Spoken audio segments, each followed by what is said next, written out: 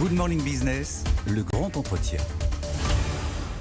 Et à 8h18, c'est Stéphane Pallez, la PDG de la Française des Jeux qui est avec nous ce matin. Bonjour. Bonjour. Vous êtes là parce que d'abord, vous êtes l'un des sponsors officiels des Jeux Olympiques et nous sommes à 500 jours de la cérémonie d'ouverture des JO. On a une question très simple à vous poser. Est-ce que vous êtes... À quoi ça sert d'être sponsor des JO? Qu'est-ce que ça vous apporte? On sait ce que ça vous coûte, mais qu'est-ce que ça vous apporte? Alors, nous, j'allais dire, on s'est presque pas posé la question sur le principe, parce que c'est dans les gènes de l'entreprise d'investir dans le sport depuis 40 ans. Donc, ce qui aurait été anormal... Vous êtes même obligé, je crois, dans les statuts.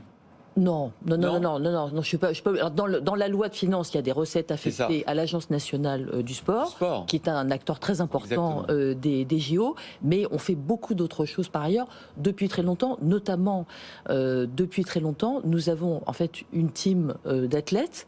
Alors là, on a fait une team spéciale pour les JO, mais ça c'est parmi nos exemples. Donc Tony Estanguet a fait partie des gens qui ont bénéficié du programme de soutien des athlètes français de la Française des Jeux qui existe depuis 25 ans, le programme. Voilà. Donc pour nous les JO, je pense que la question était plutôt mais pourquoi vous n'êtes pas sponsor des JO alors que vous êtes l'un des principaux partenaires du sport français dans la durée? Et nous on pense qu'effectivement l'investissement dans le sport, c'est un investissement qui fait partie de la stratégie de l'entreprise, de ses gènes, de ses missions, on peut le dire. Et donc, pour nous, les JO, c'est une occasion formidable, en fait, de cristalliser cet investissement à un moment où on a une grande fête populaire, une exposition mondiale de la France sur ce sujet, et évidemment des grands athlètes qui sont parmi ceux qu'on soutient. On entend l'esprit évidemment dans lequel vous insérez, mais on sait quand même qu'un sponsor de rang 2, c'est un ticket entre 20 et 50 millions. Alors je ne sais pas quel est le ticket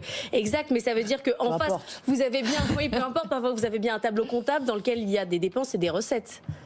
Alors, on a effectivement, on a un chiffre, on a mis un chiffre qui effectivement est dans cette tranche-là. Je peux le confirmer. Donc, on a négocié dès l'ouverture, puisqu'on a été un des premiers sponsors aussi à signer avec le COJO. Et derrière ces 30 millions, on y met surtout de l'image, de la réputation de l'entreprise, de la marque. Alors tout ça, ça a de la valeur pour une entreprise. Donc, et encore une fois, ça a d'autant plus de valeur que c'est déjà quelque chose sur lequel nous investissons considérablement.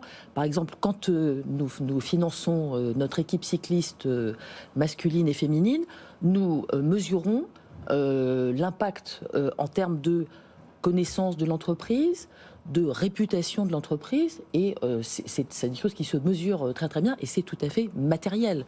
Donc c'est pas des recettes en termes mais c'est des chiffres d'argent immédiat, mais c'est de la valeur. C'est de la valeur de long terme. Tony Estanguet et Sébastien Bazin, pour accord, ont besoin de vous. Ils nous ont dit qu'il faut que Stéphane Pallez fasse un appel à Bernard Arnault. On cherche un sponsor premium supplémentaire. Il faut convaincre Bernard Arnault. Vous pouvez vous adresser à lui.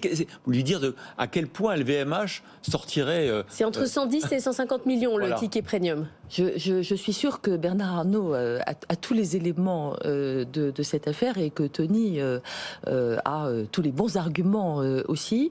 Et parce que je pense que quand on est une grande entreprise française, les Jeux Olympiques, c'est une occasion unique de montrer son investissement dans la société, de montrer sa marque, de montrer donc ce qu'est la relation de l'entreprise avec le sport et son environnement, évidemment sous l'œil des caméras internationales. Donc je pense que Bernard Arnault sait bien tout ça, et que tout va finir par bien se passer. Alors justement, qu'est-ce que vous allez faire concrètement avec la marque olympique, avec les anneaux? Vous allez faire des nouveaux produits, des nouveaux jeux?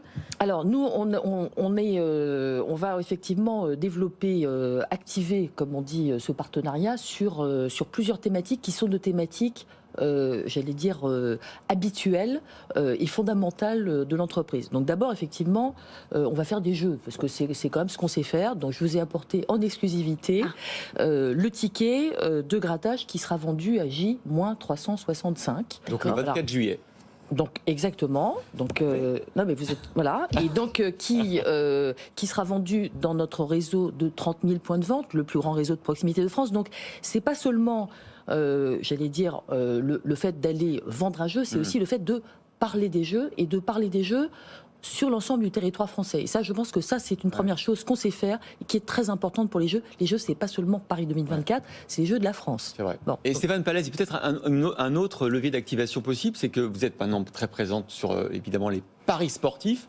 Les Jeux Olympiques, c'est pas forcément l'événement où on fait le plus de paris, mais peut-être que là, c'est l'occasion, justement, de démocratiser plein de sports différents et de donner envie peut-être aux gens de parier sur ces événements. C'est vrai, tout ce que vous avez dit est totalement exact. C'est pas le plus grand événement, c'est pas la Coupe du Monde, c'est pas un Euro, mais c'est une occasion effectivement unique d'avoir une pratique, j'allais dire très démocratique du pari sportif, puisqu'effectivement on va avoir l'occasion de voir beaucoup d'épreuves différentes, de voir surtout émerger beaucoup de jeunes sportifs qu'on ne connaît pas encore très bien, qui commencent certains à émerger, dont certains sont dans notre team, puisqu'on a donc une team d'athlètes FDJ 2024 où nous avons 52 athlètes. Alors on a quelques athlètes pour les Jeux d'hiver parce que nous encore une fois on investit dans la durée et dans cette team on a Roman Dico en judo, Isa Horatibus en escrime, Alain Chardard qui est un nageur paralympique extraordinaire. Donc ça aussi,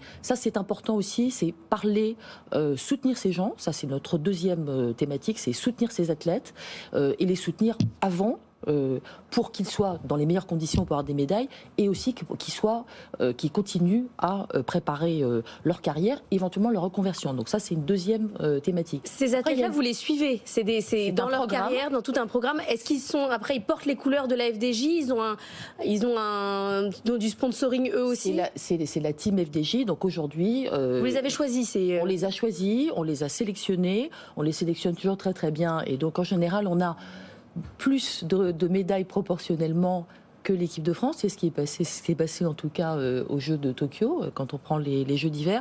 Et effectivement, on leur offre à la fois un soutien financier, un accompagnement dans la durée. C'est des gens avec qui on a une relation dans la durée. Donc ça, c'est très très important aussi.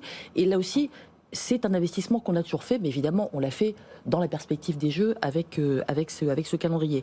Alors ensuite, il y a une autre thématique dont j'aurais parlé, puisque ça fait partie des engagements de l'entreprise, qui est le sport féminin. Là aussi, c'est pas une thématique qu'on a découvert pour les Jeux, mais dans les Jeux, on sait que ça sera les premiers Jeux paritaires de l'histoire des Jeux, donc c'est quand même un grand événement mondial de ce point de vue-là.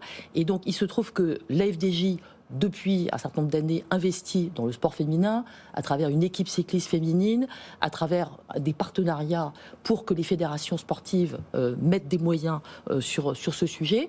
Et donc, évidemment, dans nos investissements sur les Jeux, il y a la promotion du sport féminin, de la pratique sportive féminine. Là, on parle de la pratique populaire. Donc, on a un programme dans lequel on va solliciter des projets pour permettre que les femmes soit une pratique sportive plus forte et que ça soit également dans la durée, puisque la France, sur ce sujet, est en dessous d'un certain nombre de ses partenaires européens.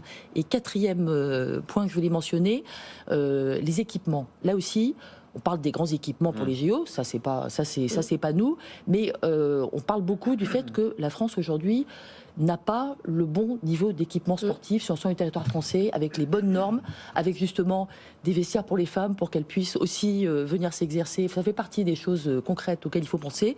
Donc nous, on a lancé un programme avec l'Agence nationale du sport qui s'appelle Gagner du terrain. Et donc, on va continuer à financer des rénovations ou des améliorations des équipements sportifs sur l'ensemble du territoire français. Donc, 50 projets. Bon, on est allé visiter le chantier olympique ce matin. Ça sort de terre, mais on n'y est pas encore. On sera prêt pour les JO le 24 juillet à 20h24. Alors, je veux dire, c'est pas moi qui gère ça, mais oui, bien sûr. Espérez, peut-être. Bah, bien sûr, mais bien sûr. Voilà, je pense que là, ce qui est bien, c'est qu'on est à 500 jours. On voit qu'il y a une mobilisation qui est très très forte. Je pense que tout ça a été bien préparé. Après les Jeux, on sait qu'il y a toujours, par définition, une course de vitesse à la fin, des aléas à gérer, parce que c'est des projets quand même de très très long terme. Mais je pense que ça fait partie des choses qu'on doit savoir gérer dans l'excellence française. On se mobilise aussi sur BFM BFM Business aujourd'hui pour une journée spéciale consacrée à ce J-500 pour les Jeux Olympiques. Toute la journée, dans toutes les émissions, 90 minutes tout à l'heure à midi. Une émission spéciale aussi avec Guillaume Paul, Business 2024, de 13h30 à 14h30. Vous retrouvez aussi des invités spéciaux dans Good Evening Business et dans Tech & Co. Toute la journée, BFM Business est mobilisé à J-500. Merci Stéphane Pallez. Merci beaucoup.